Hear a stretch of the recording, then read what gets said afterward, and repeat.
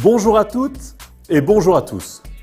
Cette vidéo porte sur le diagnostic stratégique interne de l'entreprise et en particulier sur l'analyse de la chaîne de valeur. Alors, la chaîne de valeur est un outil d'analyse stratégique interne qui a été mis au point par Michael Porter dans son ouvrage portant sur l'avantage concurrentiel qui est paru dans les années 80. Alors, la chaîne de valeur permet de repérer de manière systématique les activités qui permettent à une entreprise de créer de la valeur pour son client.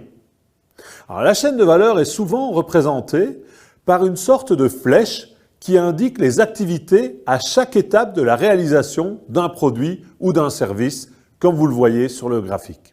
Le diagramme type propose une décomposition de l'entreprise en 9 catégories d'activités liées les unes aux autres pour former une chaîne de valeur type. Alors, 5 activités dites principales ou encore fonctions primaires. Il s'agit de la logistique interne, la production, la logistique externe, la commercialisation et la vente, et enfin les services. Alors, cette chaîne de valeur propose également 4 activités dites de soutien ou fonctions support, qui sont transversales et que vous pouvez voir sur le diagramme. Il s'agit des approvisionnements, des développements technologiques, de la gestion des ressources humaines et enfin de l'infrastructure de la firme.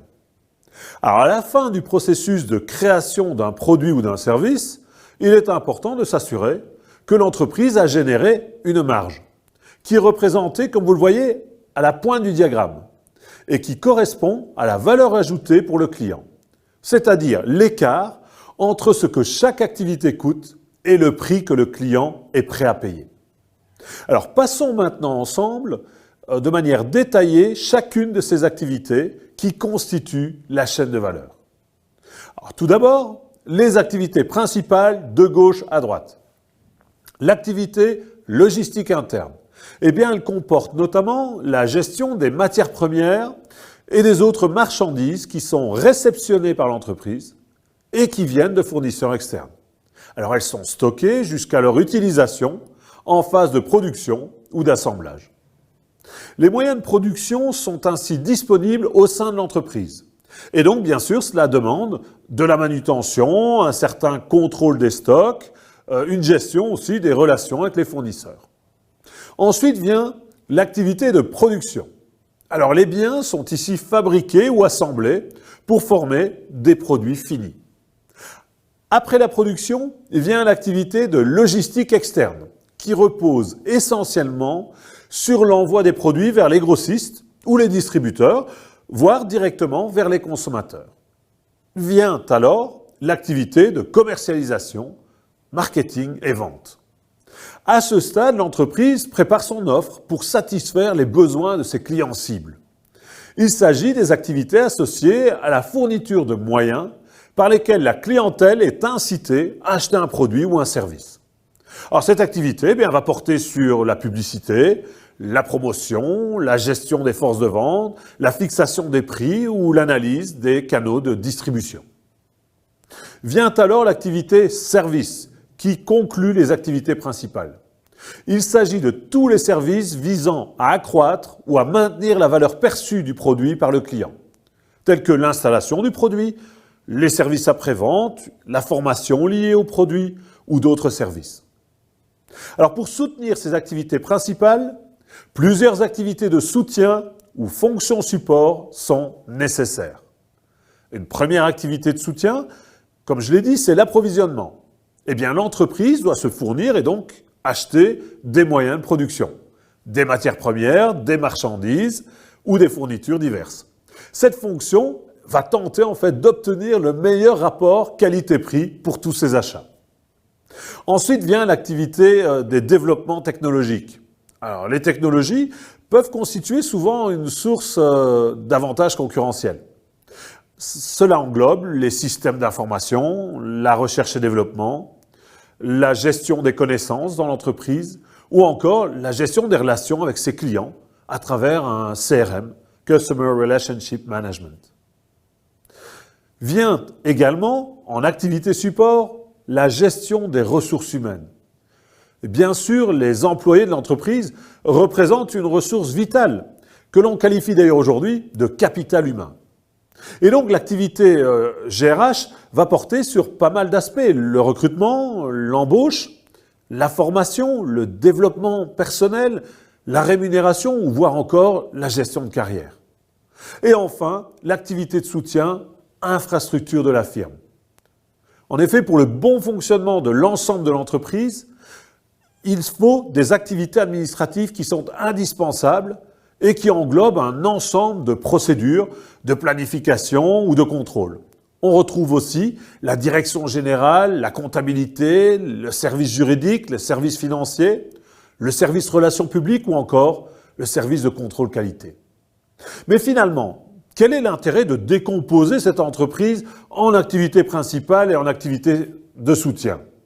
Eh bien, l'intérêt majeur, c'est de mieux repérer où se trouvent réellement les sources d'avantages concurrentiels de l'entreprise. Qu'est-ce qu'elle fait mieux ou différemment? Par exemple, à moindre coût ou à meilleure qualité que ses concurrents. Finalement, nous pouvons résumer l'intérêt de la chaîne de valeur comme suit. La chaîne de valeur, eh bien, elle permet 1. D'identifier les activités qui contribuent le plus à la création de valeur pour le client. 2. Comparer la valeur créée par chaque activité à ce qu'elle coûte pour veiller à ce qu'il y ait un écart positif. 3. Pourquoi pas comparer la chaîne de valeur d'une entreprise à celle de ses concurrents afin de repérer ce qui est différent et similaire.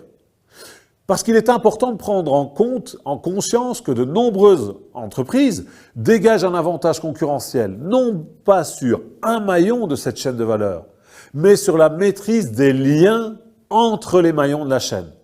Pourquoi? Parce que ce savoir-faire-là est beaucoup plus difficile à imiter par les concurrents.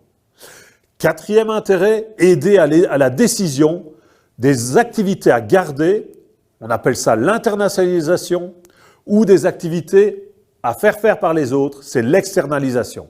Par exemple, Nike sous-traite la quasi-totalité de ses activités, sauf le marketing, qui est une activité stratégique pour lui, qui est source de valeur considérable pour son client. La chaîne de valeur d'une entreprise reste une étape dans un système beaucoup plus large, que l'on appelle la filière industrielle, ou pour certains, le système de valeur. En effet, la filière industrielle, eh bien, elle représente l'ensemble des relations interorganisationnelles entre entreprises, nécessaires pour la création d'un produit ou d'un service. C'est-à-dire l'ensemble des acteurs économiques, des fournisseurs jusqu'au client final, qui vont intervenir dans la réalisation d'un produit ou d'un service. Vous comprenez alors le lien étroit entre chaîne de valeur et filière industrielle. La filière industrielle est en fait un ensemble de chaînes de valeur mises les unes derrière les autres. La chaîne de valeur du fournisseur, qui est liée à la chaîne de valeur de l'entreprise étudiée, qui elle-même s'articule à la chaîne de valeur des distributeurs, qui eux-mêmes vont être articulés à la chaîne de valeur du client. Il convient donc d'être attentif à la capacité qu'a l'entreprise de repérer les gisements de valeur dans la filière et de contribuer à la création de valeur dans cette filière. Sans quoi, les fournisseurs directs en amont ou les clients en aval pourraient décider de faire eux-mêmes le travail. Par exemple, l'essor d'Internet a modifié de nombreuses filières industrielles et amené une reconfiguration de plusieurs chaînes de valeur par la numérisation des processus. Vous l'aurez compris, la valeur est le concept central de cet outil de diagnostic stratégique. En étudiant les différents maillons de la chaîne de valeur, ainsi que la structure de coûts sous-jacente, une entreprise pourra dégager ses sources d'avantages concurrentiels par rapport à ses concurrents, qui se traduira soit par une logique de coût ou une logique de valeur. Quel que soit le choix stratégique de l'entreprise, il devra être consistant sur l'ensemble des maillons de la chaîne de valeur pour dégager un avantage concurrentiel durable. Pour conclure, je vous laisse sur une citation d'Albert Einstein. La valeur de l'accomplissement réside dans l'accomplissement lui-même.